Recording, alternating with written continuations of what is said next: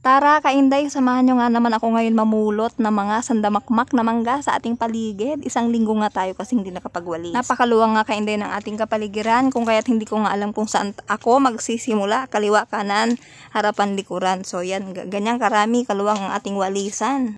At teka nga lang ha, bago yan, hindi ko nga malaman kung saan ko ilalagay ang ating cellphone sapagkat wala pa nga tayong cellphone holder. Kaya maya-maya ang lapit ko sa aking cellphone at nililipat ito sa kung saan gawi ako magwawalis. Parang trumpo ka nga lang kainday dyan, paikot-ikot, ayan, sa sobrang luwang ng iyong wawalisan, ay ikaw tila bagay mahihilo na. Dito nga lang talaga kainday, ay kailangan ko nga talaga ng videographer, kasi napakahirap, lalo na sa kagaya ko, wala akong cellphone holder.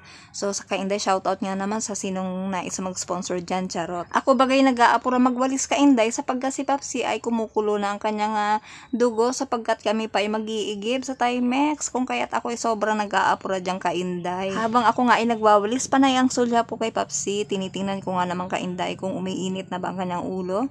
Kaya ayan, kaya kailangan talaga nating i-timelapse itong ating video kainday upang ito ay madali nang matapos. Ngayong araw ng linggo nga kasi talaga kainday ang schedule ko sa pagbabalis ng aming paligid. Dahil nga kainday ay sobrang nga napakarami na nga mangga, nangangasim na nga ang aming paligid sa sobrang dami. Nilalangaw na nga ito kainday. Kaya't kailangan talaga natin na itong madakot.